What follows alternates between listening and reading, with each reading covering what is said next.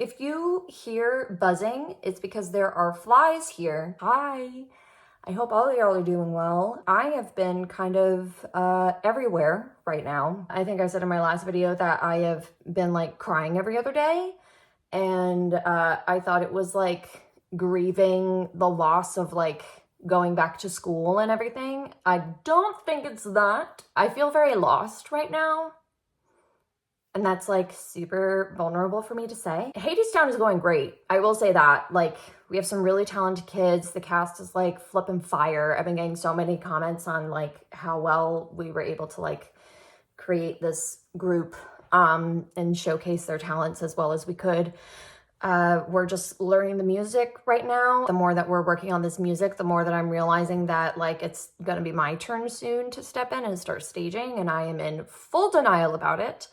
My imposter syndrome is like bouncing off the fucking walls. It's getting to the point where I've been kind of like genuinely questioning if like doing this career is worth it for me health-wise. I'm getting to the point where I don't think it is anymore. And maybe it's because like I really need to like force myself out of this world and like actually take a break from everything theater to kind of like do a reset and reevaluate what I want. I can't really do that anytime soon, unfortunately, but we're just gonna make it work, I guess. Being in Vermont has also been a little bit interesting. The loneliness is definitely like poking and prodding a little bit. I have my family here, which is like, I do have like a social circle here. I think it's just like, I don't know, not being in like the hustle and bustle of New York, the loneliness is just like much more pop, lock, and dropping. I really want to try to take advantage of this, you know, this extra time that I have during these days when I'm not in rehearsal,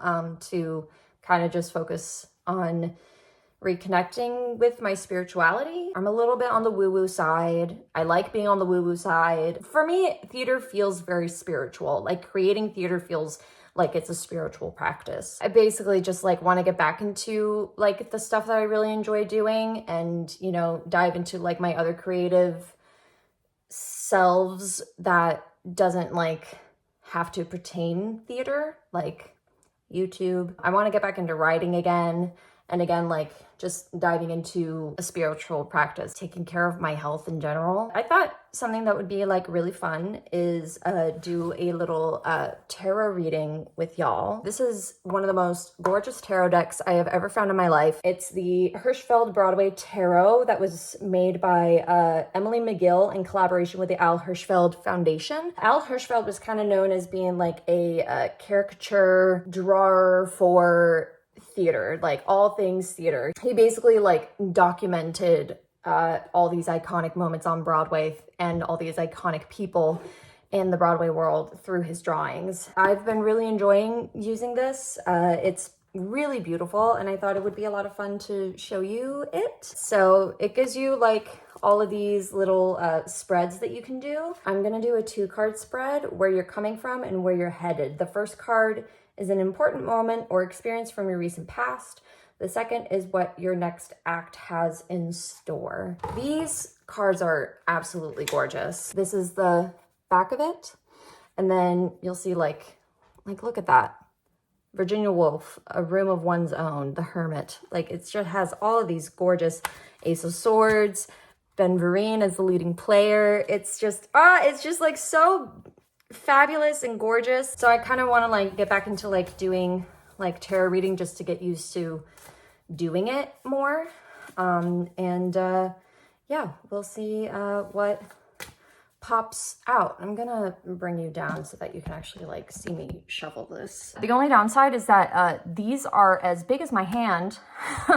So I can only really shuffle them this way and not this. I literally can't do it this way. It's well, I mean, I can try, but it's really not that great. Someone that I watch that reads tarot on YouTube, he sometimes, whenever like cards fall out while shuffling, he just puts them to the side. So I think I'm gonna do that. Okay, so, all right. Let's do a reading for where you're coming from and where you're headed. I always get so self-conscious of shuffling. God damn. Where you're coming from. where you are headed. Ah! Oh my goodness. Where are you coming from? Where are you headed?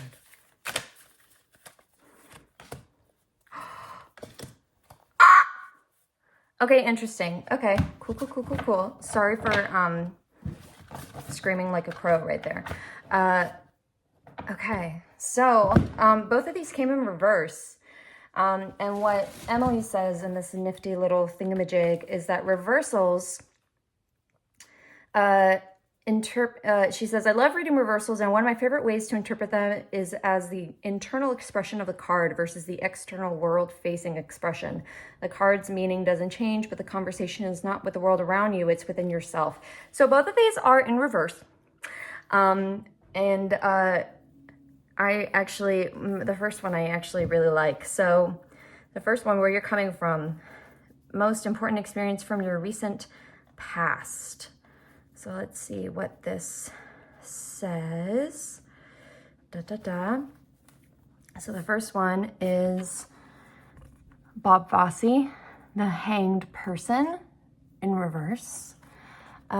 New perspective, pause, patience. Time to take a moment and consider where you find yourself. The hanged person is a reminder that perspective is everything, and sometimes all you need is to take a beat, find a new viewpoint, and reevaluate your path forward. Look for a literal new approach, just as the hanged person looks at things upside down. That sense of suspension, of viewing things from a different angle, can have a huge effect. Patience is paramount. The timeline may not be aligned. Things may take longer than you wish due to divine timing. Bob Fosse changed the way Broadway moved. His unique and inventive style left an undeniable imprint that continues to impact generations of dancers and performers. He was able to step back and see the possibilities that a new perspective could bring to the art form. He's one of my favorite artists. Incredibly problematic, but one of my favorite artists. And now the next one that's also in reverse is a cup card, which cups represent water, that emotional element that feels every vibration and shift in intention. These watery intuitive shifts in cups are important to listen for.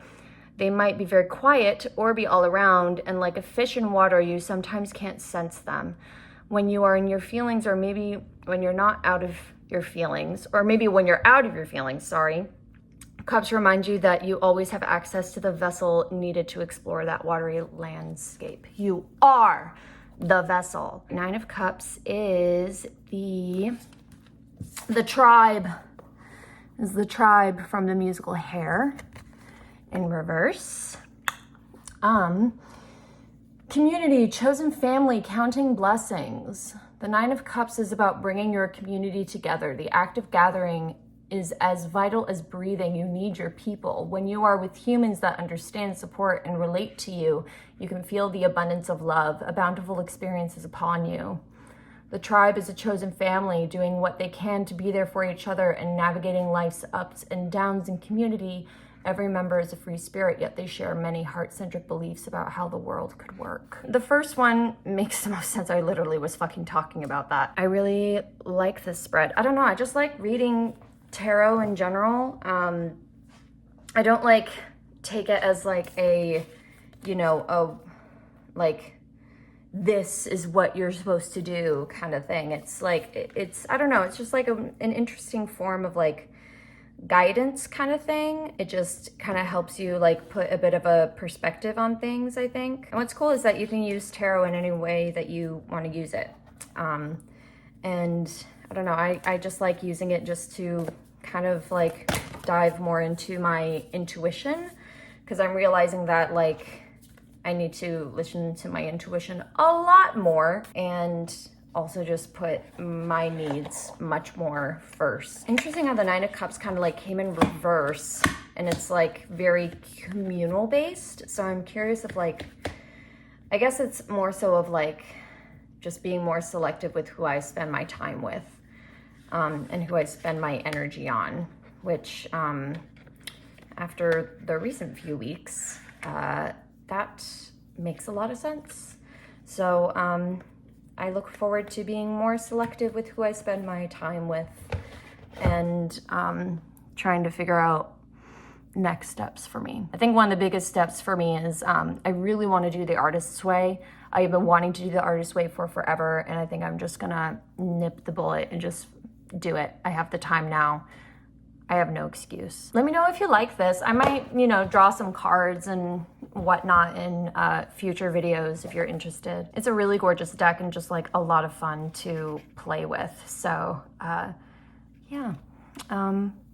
I hope all of y'all are doing well. I hope y'all are staying warm in the winter months if you are on, you know, the East Coast. May you be happy, healthy, safe, and at ease, and free from harm. And I'll see you soon.